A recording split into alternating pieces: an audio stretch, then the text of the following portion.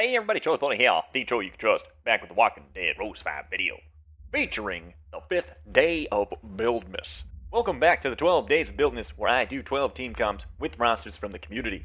Team comps, weapons, and combat mods will be talked about, and some tactics and strategies to the teams. Let's begin.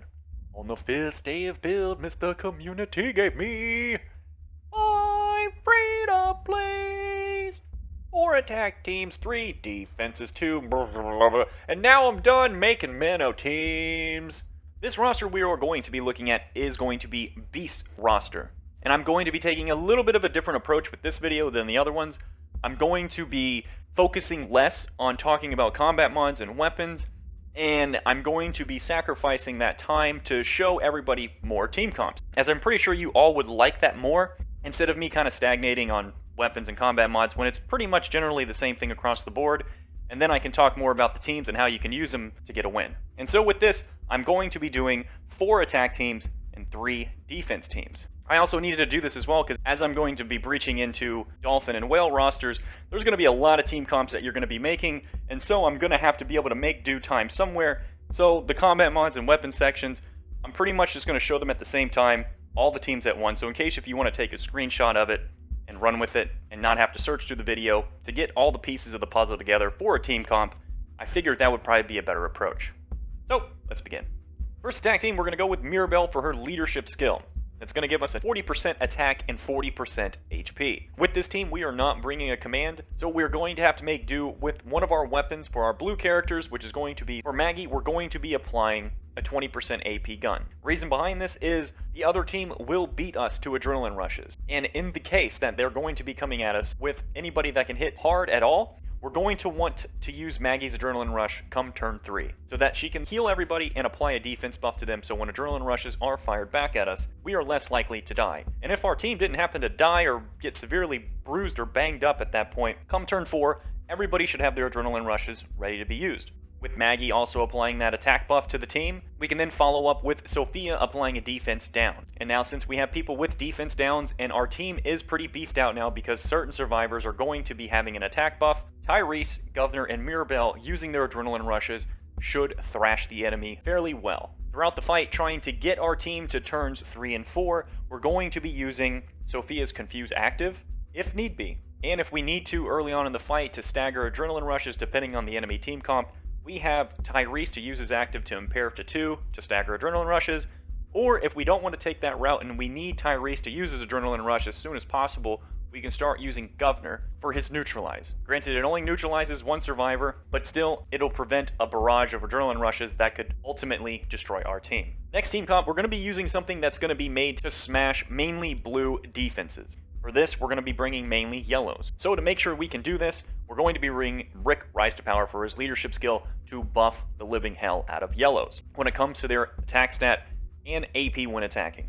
Even though this team is mainly yellow and we can rock a lot of absolute defenses except for the Romanovs here, this team is still somewhat paper thin. And sometimes just getting HP isn't enough. So we are going to also want bonus HP as well. With this, we bring in Yvette to help support the team.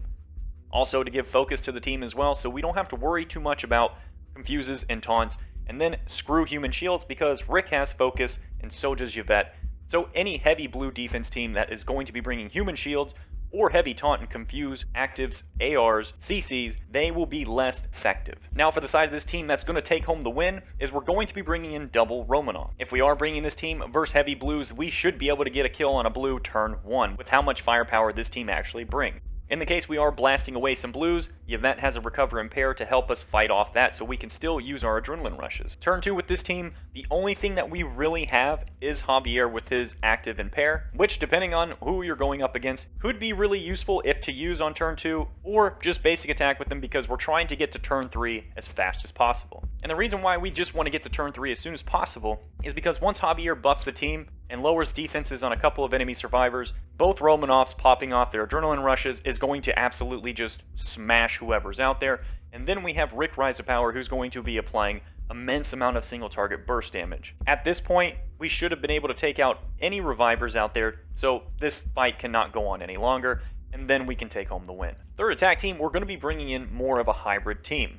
For this, we're going to be using Green Madison as our leader to give 40% attack and huge bonus to AP when taking damage to all of our greens and blues. Granted, this team is mostly green heavy and 1 blue, but stun weapons are pretty kick-ass, and I like them. But this team comes pretty well rounded, as Madison does have recover stun in case you are facing off against some red or greens for their stun weapons. When Madison also adrenaline rushes, she will also stun to a line of enemies, which is beneficial for staggering and controlling enemy adrenaline rushes and or actives. We're going to use Shiva and Anna as well for their very nice crowd control actives, as Shiva does have a stun and Anna has a taunt to 3. And since we have a leadership skill that gives you bonus AP when taking damage, Anna's taunt to 3 is going to work out extremely well here. And also, to make sure we have Tyrese using his adrenaline rush at the same time as everybody else, we're going to need to bring in a command, and we're going to bring in Kelly so that he can command Tyrese turn 3.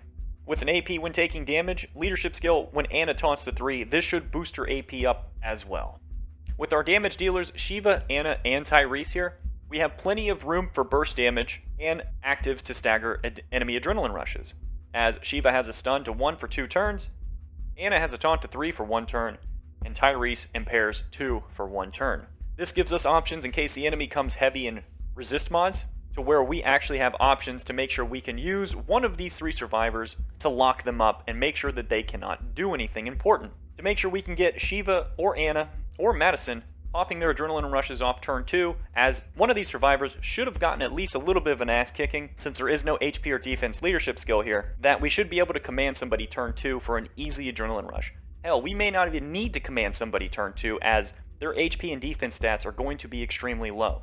So taking any damage within the first 2 turns should start loading up AP bars. This is going to happen extremely quickly. Odds are turn 2, you'll probably have 1 or 2 people ready to use their adrenaline rush. You can smash the enemy team pretty much before turn 4. For the tag team, we're going to be using Green Abes and Ham so we can bring in a more melee-esque team. Our damage dealers for this team besides Green Abes and Ham are going to be Marlon and Rosie, and we're going to be bringing in Anna again. I think Anna is completely underrated, and I think she's an amazing character just because of how much control and burst damage she actually has. But Marlon and Rosie is going to be a big crutch to this team, as he is going to be pretty much getting the job done for you when it comes to damage.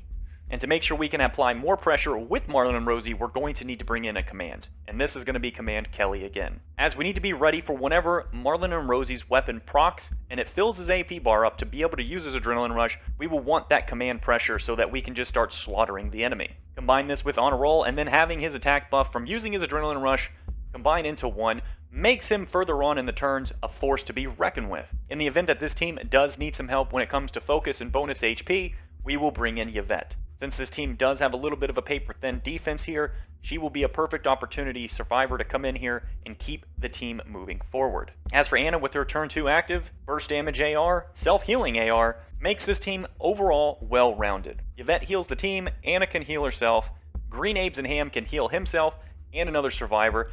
So pretty much the sustain is here. We have stun weapons coming from Green Abes and Ham, and if you want to put it on Anna as well, you can do that. As for CCs in general, only really 1 stun weapon, and then Anna's active taunt to 3 is pretty much all this team has, but the burst damage makes up for it. Overall, not the greatest team ever, but still, this team will grant you success, because it's going to be a really hard team to actually kill with the sustain that comes from multiple adrenaline rushes. Now let's take a look at some defense teams. Our first defense team is going to be a Carl leader, and we're going to be bringing in Princess, Jesus, Shiva, and Command Kelly. Now with this team, Human Shield Jesus should give us the first turn.